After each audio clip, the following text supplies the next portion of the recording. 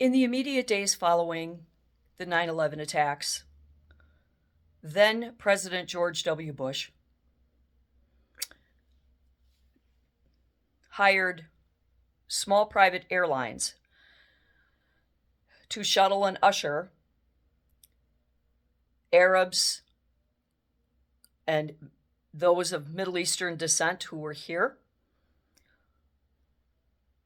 as guests and friends of the Bush administration back to their home countries to be placed safe and sound in their palaces behind their brick walls, never to be held accountable for what happened.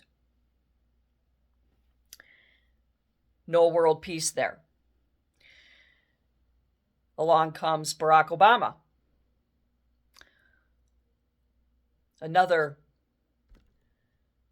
gastric catastrophe of belching out how world peace, we're going to do this. And what did he do? Well, he paid off some of our dangerous enemies and completely alienated the rest. No world peace there.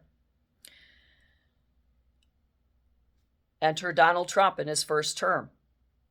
His heart was in the right place, but due to his inexperience and the inexperience of his family who were involved in his administration, they surrounded themselves with criminals and saboteurs who were out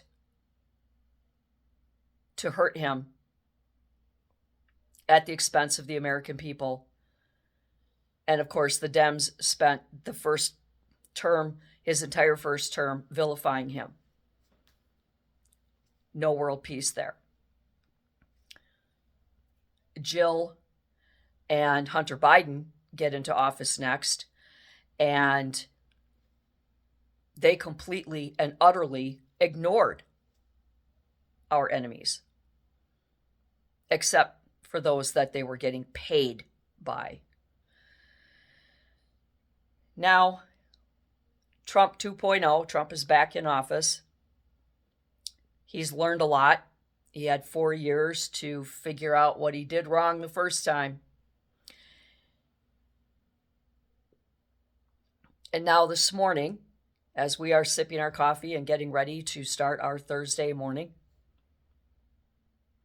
May 14, 2026, Donald Trump is across the globe having dinner with Xi Jinping, the imperial wizard of China.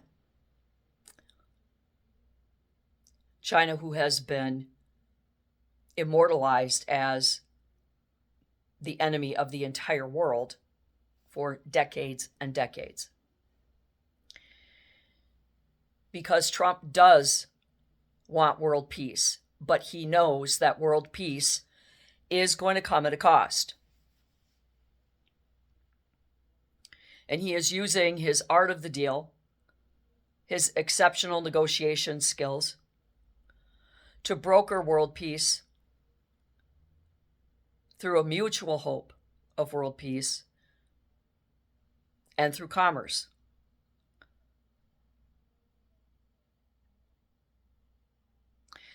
Now, we don't have world peace yet today, but at least Trump has the balls, the testicular fortitude, I heard the other day, testicular fortitude,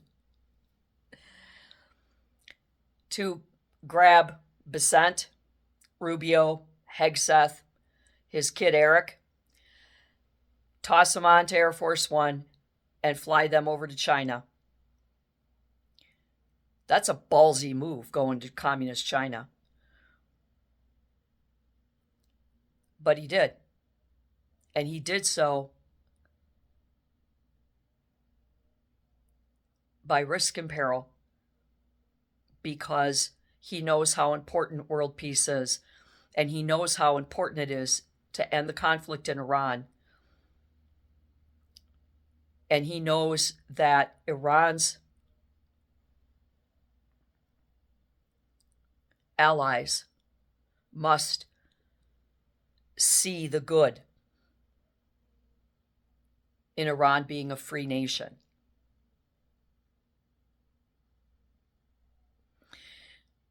So he's only in his second year of his second term,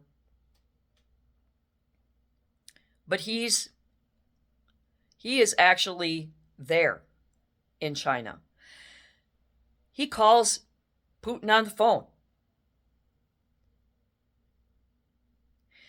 He actually meets our adversaries on the battlefield.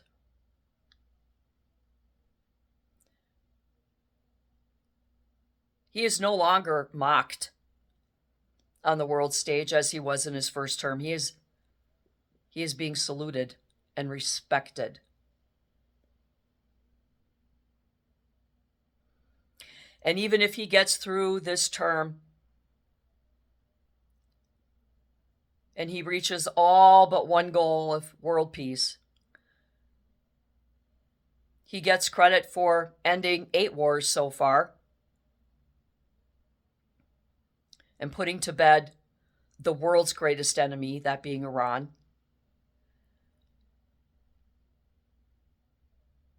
But even if world peace is not achieved in this term,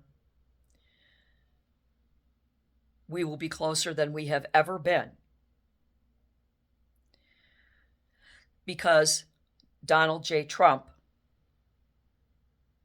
understands and covets one sentence that will lead the world to peace.